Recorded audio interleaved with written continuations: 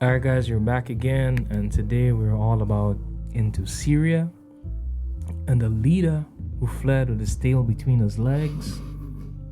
I don't know if we should call him a leader after that. But anyway, it seems that China is trying to stay like neutral in this thing.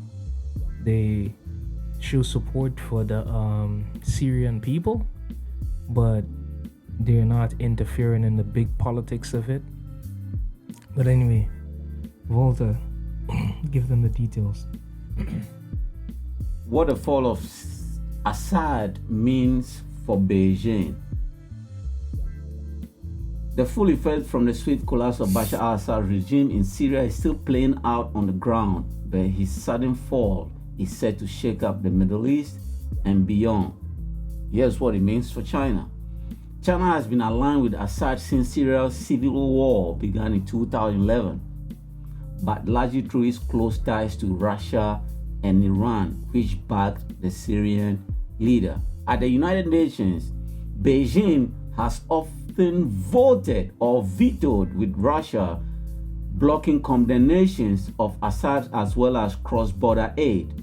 Beijing supported the Assad regime with 8 vetoes at the UN, which is half the total veto China has ever used. Beijing significantly reduced its presence in Syria amid the conflict, though it kept building close ties with Assad, eventually culminating in his state visit to China in 2023. Now let's stop there. Now let's get into the nitty-gritty. This is a problem I've had for a very long time when China, I love China because I'm still here. When China has been calling Israel committing genocide, China has been a stand, not an ally, but aggressively attacking Israel for killing Palestinians. And guess what?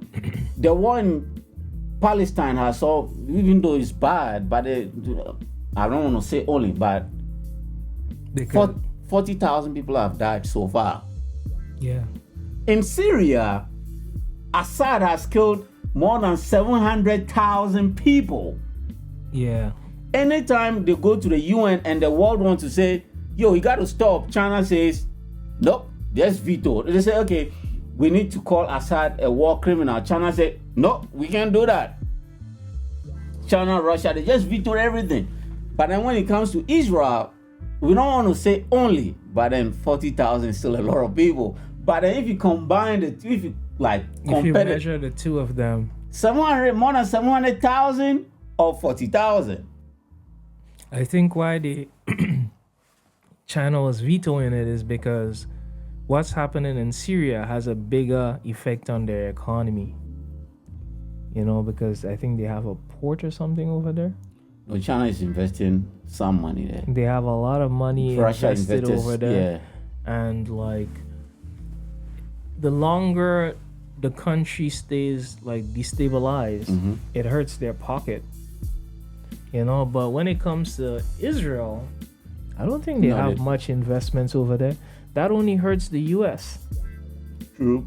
And since they're like, you know, competitors, they're all looking out for their own interests. So it's like, to me, what I see with all these wars, right, is that all these countries on the outside only care about their bottom line. No one really cares about the people who are literally dying in the country. Because to me, that war in Syria could have been stopped a long time ago. Since 2011. Because how the rebels stop it all of a sudden? Come on, couldn't they did that you know, the countries who say like no to war, the so-called NATO movement, couldn't they stop that in like the snap of a finger? Yeah. And to me, that Syrian war, they were killing a lot of kids, and they were doing it in the worst way with gas bombs. Yeah, nerve guns. You know, it's like, that's a sad way to go, man. That's a sad way to go. I would prefer you blow me to smithereens than then I have to be gassed and suffer, you know, because that's very, very painful. I end up watching some of those clips online, and they put the disclaimer like, okay, you're about to watch some horrific shit. And I didn't take it very seriously. I was like 2 minutes in, and I couldn't go to the whole 20 mile, you know. I just stopped right away. Yeah. Because there was a lot of kids involved. Yeah, sad, man. It's just like a sad thing to watch. Yeah. So like, Assad was a monster, but at least he was secular. He was a monster, but he allowed freedom of religion. You know, he was a monster, but he can still go to church. He was killing everybody, but he allowed the mosques and churches to be open. You know what I'm thinking just now that just flied into my brain? What? One of the negotiation thing for the ending of the Ukraine-Russia war, they should make Russia hand him over, man. Yeah. Hand him over and make him face the worst kind of death penalty. Yeah, but the problem was Syria. He's smart though. You know, after the end of World War II, they began signing you have to be signatory to the Human Rights Council and the Hague. But for some, he being smart, they did not sign. Russia signed. That's why if they catch Vladimir Putin, they're gonna hang him, right? But this guy didn't sign. Every country has to sign to the UN, but he didn't sign. He was like, hell no, I'm not signing it. That was before he committed a crime. So he's not a signature to that agreement. All the other world leaders signed. Then just put him back in the country. Let the people deal with him themselves. Let they have some civil justice. Oh, you didn't sign? Yes, we just dump you back in Syria. Oh, you didn't see what they did we make it like a media post. Everybody know when you're gonna land. Oh, you need to see what the rebels did to his commander. The guy his top commander. They caught him like 2 days ago. They hung him in the public yesterday. They publicly executed. Everybody was gathered around when they publicly executed him, you know. Because to me, like people like that. Yeah. Because it's your own country. It's your own people, bro. Your own people. There's some things that you just don't do. You just don't do. And guess what? I mean, you could rob the people of money. Who cares? Money is just a thing, but what you did there, man. You need to see his luxury cars. This guy bought. Well, I saw a lot of video online that of he his had, luxury. Is like his place, the palace or whatever. He has tunnels and all kind of stuff in it. It's like he knew what he was doing from day one, he was planning his escape. How he's going to run when he has to run, because I figured he knew it's not going to last forever. And it seems like they had like suitcase and stuff boxed up, like ready to flee. We're just going to take these and go. Because it's not like he was. Because remember, his father was ruling the country long before he came in. So it's like a family dynasty. So his father murdered a lot. He just came and continued his father's legacy. And China, Russia, Iran knew of all these things, but they were like, "Oh man, who cares?" And this is what I don't like. They allowed him to join the Belt and Road Initiative. You allowed him to join. It's like, yo, I'm for human rights, but I allowed him to join the Belt and Road Initiative. Like, oh man, who cares about people dying when I can construct some roads? You know, and now everybody's like, man, what do we do? Yeah. So I'm just happy China lost, man. You bet big and you lost on it. Guess what? Russia is negotiating with the terrorists. The rebels. In the past they were terrorists. Now, because Russia constructed, I think, $2.5 billion naval base in Syria. So now they are negotiating with the rebels to keep the ports. And guess what? Before Assad left to Russia, he signed a 49-year agreement with Assad that we have to stay in this port for 49 years. And Assad like, okay, if I sign, can I go to Russia? I say, yeah. And he just signed, and then if I'm the rebels, I'm like, man, get the hell out of here. We are not. We are. Well, if Russia gets a better deal, they probably hand him back, you know. Oh, you are right. If I'm the rebels, I'm saying we hand him back to get a better deal. Okay, we give you 100 years. Hand him over to us. Yeah, Russia will do it. Russia will do it. Because right now, Russia will hand him back over to us, and you put him back on the first plane, and not just. Nah, I wouldn't say that online, but yeah, not just him alone. Yeah, but the wife is the whole Brit. dynasty. Yeah, the wife is Brit, so the wife will probably just go home. Put the whole dynasty. Yeah. Just end that dynasty, man. That is just like. Because tell me, like, his father did it. His father did it. He did it. Yeah. What do you think the children would do? If they have the chance, they'll continue. Because his brother also did it. So that's what I'm saying. It's like it's a systemic thing. It's a systemic and thing. you gotta root out that systemic thing. And you'll see, that guy is so diabolical that he doesn't even show his watch in public. This guy doesn't. If you see him, you think this guy is a normal. It's like he dressed to the poverty level of the people. He's not flamboyant. He's not. But when he retract to his palace, that's when his lifestyle begins. But when he's in public, he's just like normal person. He doesn't flash his jewelry. He doesn't. He's like he pretends he's also poor. And every hospital has a dungeon below, so that when you go to the hospital and they determine you said something negative against him, they just send you down and they just lock you for life. So throughout Syria or throughout Damascus, there's a lot of underground tunnels, not for him, but for the prisoners. You know, this guy is wild, bro. But the fear people have is at least he allowed the churches and the mosques to be open. But then the rebels now, they said the rebels are like extreme Muslims, you know. So like they're closing down all the churches and Allah is gonna be the only ruling. Okay. Because these guys were part of ISIS. They were in Iraq when ISIS were driven out of Iraq, and then they came back to Syria. So these guys were part of Al Qaeda. They were part of ISIS. So they were part of the worst part of this terrorist group. Now they were like, I think we want to be moderate. Nobody believes you. Nobody believes you. You know.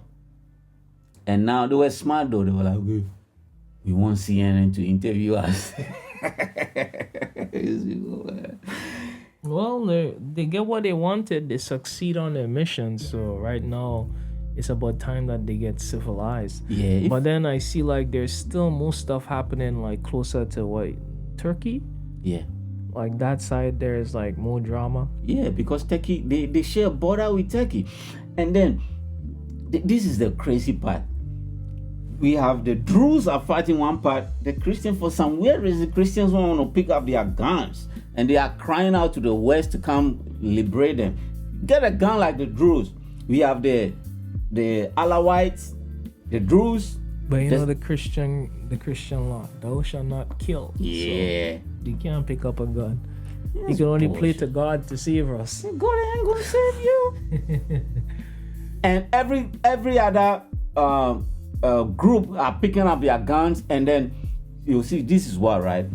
The more guns you have, so everybody's just gobbling up territories. So the territory is just for the grabbing. So the more gun you have, the more territory you have. So every other ethnicity or faction is just grabbing land. For some weird reason, the Christians are just going to church. I'm like, you going to church? So that's the part about it that is kind of messed up, right? Right now they need a leader because everything is in chaos. Everything in chaos. And this kind of chaos, to me, the longer it stays, the more like drama is gonna happen. It's like at the end of the day, they probably not even have anything because it's gonna end up from one civil war to another type of civil war. And this civil you war don't is gonna want be that. bad.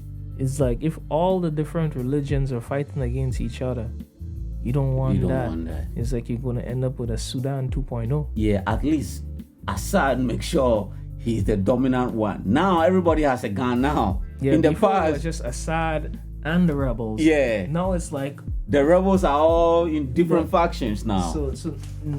Yeah, and you don't want that. You just want the country to be in peace. So Yeah. hopefully the so-called Neto people can go and settle the dust now. That would be the best thing to happen. They settle the dust and get a government in place. Yeah, Turkey. So Turkey is the main player now. Turkey is controlling a large portion. Turkey wants to kill all the other Kurds. There's one rebel group Turkey doesn't want at all in Syria. So Turkey just want to kill them.